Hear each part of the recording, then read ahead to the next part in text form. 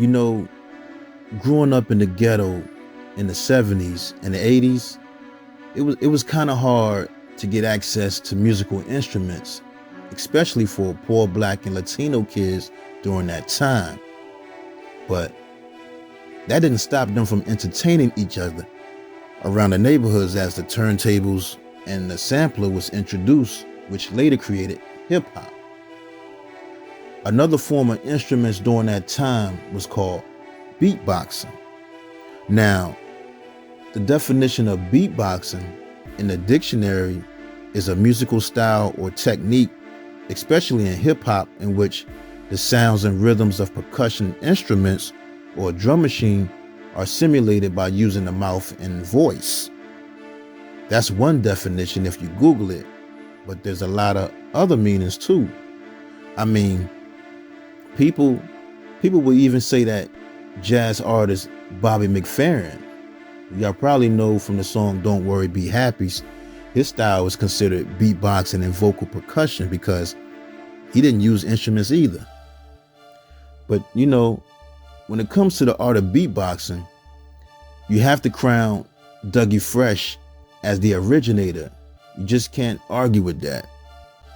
He first did it in the movie Beat Street, and songs like The Show, Lottie Dottie, and Freaks with Little Vicious, straight classics. You got Biz Markie. He did the classic song with Roxanne Shante called Def Fresh Crew live on stage, and it was freestyling. And Biz Markie, what? Make the music with your mouth, Biz? Come on, man. That's my junk. Rozelle with The Roots, he was nice with it. I remember I recorded when he was at the Apollo on that episode, man. He rocked the stage, had everybody jumping out their seats. Rozelle from The Roots, he was a beast with it too. And don't forget Reddy Roxy, who was with DJ Jazzy Jeff and the Fresh Prince also. And another person, Queen Latifah, which most people didn't know. She first started off beatboxing for the all-female hip-hop group called Ladies Fresh. Comedians Jay Lamont and Willie Robo, they nice with it too when it comes to beatboxing and making sounds. But there was one guy who took it to another level and made it mainstream, and his name was Darren Buffy Robinson from the legendary hip-hop group called the Fat Boys. Now let's get into his story, right? Now, Darren Buff Robinson was born June 10th, 1967 in Manning, South Carolina, but raised in Brooklyn, New York. Now, growing up in Brooklyn, New York, he ended up meeting Prince Markie D and Kool Rock Ski, who lived on the same block, and they used to always play football together. Prince Markie D and Kool Rock Ski actually met when they were 7 years old, and then they met Buff at the age of 13. Now see, Buff was the wild and fun one out of the group, always joking and doing something crazy to make people laugh. And all of them, they wanted to go to the NFL to play football, but when they realized that they weren't going to make it, they started focusing on hip hop. And the thing is, they were right there at the beginning of hip hop when it was just coming on the scene, and they used to be around the block parties, seeing DJs playing music and rappers spitting rhymes on the corners. That's when they also discovered Buff beatboxing for the first time, which blew their minds. Now seeing that, they would go to Buff's house because Buff had DJ equipment, and he would be scratching and mixing records while Prince Markie D and Kool Rock Ski would rap. As they got better, people from the neighborhood started taking notice of their skills, and their names started buzzing around. They started winning talent shows and throwing parties in Prince Markie D's basement. And that's when they formed a group called the Hypnotized Five at first, because they had two other members. But when the other two members wouldn't show up for practice, they decided to call themselves the Disco Three. Now, after hearing about a rap competition called the Tin Pan Apple After Dark Dance and Rap Contest, which was located at the club Disco Fever in the Bronx, they decided to go with no intentions on performing at first, But then at the last minute, they decided to enter. Now, with no music, they started freestyling, and Buff started beatboxing with that heavy bass on that microphone. Everybody was shocked. They had the crowd going crazy. I heard that whole performance they did later on ended up becoming the song Stick 'Em. And for people that was there that night, they witnessed history in the making. And Buff stole the show. Nobody had ever witnessed anything like that before. Even though Dougie Fresh was doing his thing with his style of beatboxing, which makes him the originator of beatboxing. I give him that. But he couldn't bring that bass like Buff did though. Mr. Magic, Curtis Blow, Russell Simmons, Sylvia Robinson, everybody was there. And they ended up winning first place, which was a record deal, but they really wanted to win second place for the DJ equipment. Now with a record deal, they released their first single called Reality, in which they based off the song The Message from Grandmaster Flash and the Furious Five, because that was the popular style of rap during that time, them kind of songs. But the song Reality didn't make any noise, and that's when their managers, Charles Settler and Linda West, asked Curtis Blow to help produce a hit for them.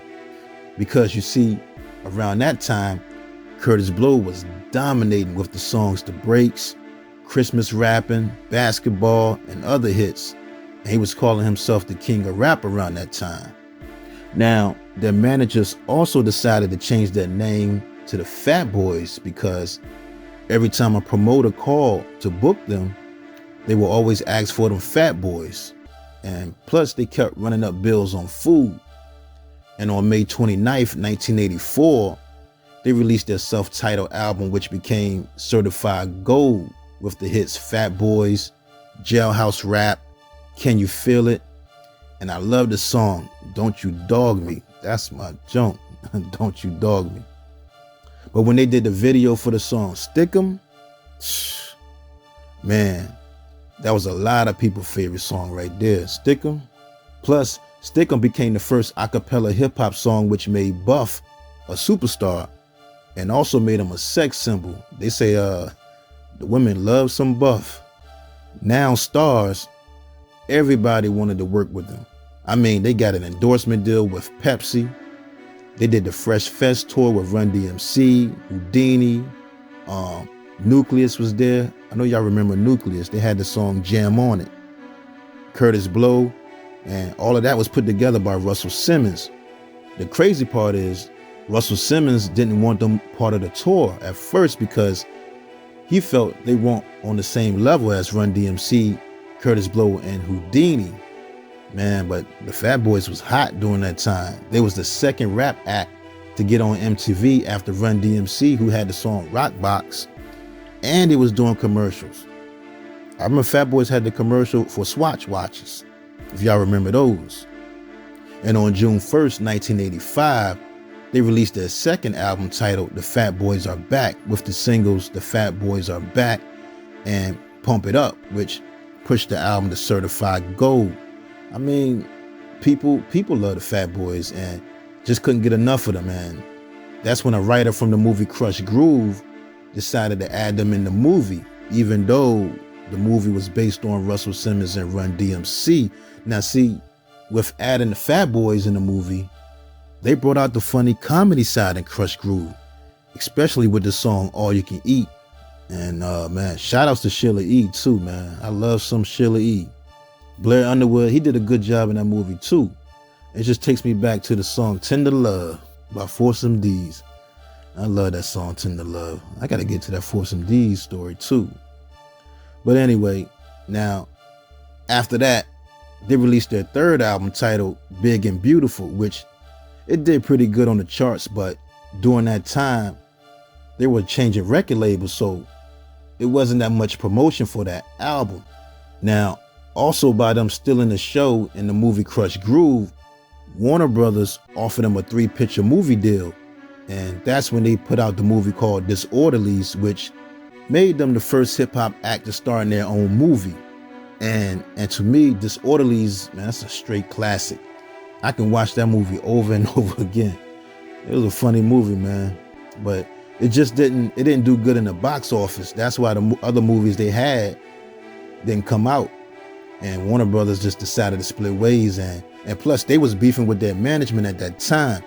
But at the same time that the movie Disorderlies came out, they released their fourth album titled Crushing with the single Wipeout, which hit number 2 on the UK Top 100, number 12 on the Billboard chart, and number 10 on the R&B chart, giving them their first platinum album. But the thing is, with that song, a lot of people just felt they were becoming sellouts with that Beach Boys sample. And I remember they had other songs like that too, like The Twist. They had sampled Chubby Checker. They had the song Louie Louie. That was off their album called Coming Back Hard Again. They also had a song with Freddy Krueger called Are You Ready for Freddy for the movie Nightmare on Elm Street. That was part 4, The Dream Master. But see, during that time, gangster rap and other rappers with hardcore lyrics was starting to come in hip hop. All that dancing and fun lyrics and stuff was starting to fade away. And that's when them and their managers started fighting a lot over money and about the direction they wanted the group to go with their image, because their name was the Fat Boys. So they wanted them to eat more to keep the weight on them. But their managers said they tried to bring them healthy foods like salads and stuff, but they didn't want it. Now, the crazy part is, I didn't know this either, but their manager convinced Buff and Kool Rock Ski to vote Prince Marky D out of the group because he was too outspoken and he wanted the group to stop making all that pop music stuff. In an interview, Prince Marky D said when he left the group, he ended up dead broke, and Buff came through with buckets of KFC chicken and gave him $30,000 in cash to hold him down. Later down the line, they asked Prince Marky D to come back, but he didn't want to deal with the management, so that's when the group ended up breaking up and taking a break from each other. But they still was cool and they still talked to each other all the time. Prince Marky D started working with other artists like Father MC, Mariah Carey, Mary J. Blige. He produced the song Real Love. And he had his own #1 hit off his album called Typical Reasons, Swing My Way in 1993. I used to pump that song called Trippin' Out Prince Marky D had. That was my junk right there. But anyway, now, as for Kool Rock Ski and Buff, they became a group. And they did drop an album called Mac Daddy, but it didn't make any noise though. Now, also around that time, Buff was charged with sexually abusing a minor, corrupting the morals of a minor, and conspiracy. Even though those girls lied about their age, he was fined $10,000 and got 2 years probation for filming the video. He was holding the camera. Now, after that, Buff, he fell back from the limelight and he just started recording music at his house. He also had a son with rapper Queen Pen at the time, and he focused more on taking care of his family. Plus, the Fat Boys, they were getting ready to do a reunion album, and everybody wanted to be part of it, from Puff Daddy to Dr. Dre, because at the time, Prince Marky D was a powerhouse in the industry. And that's when Buff was trying to slim down on his weight, because Kool Rock Ski really got his weight down and took it real serious. But see, by Buff staying in the house, he began to eat more and he really wasn't moving around like he used to when he was performing, which led to him gaining a lot of weight. They say he got up to like 760 pounds. And on December 10th, 1995, Buff died after suffering a heart attack in his home. Now, the story goes, he had been battling the flu and he was practicing one of his songs.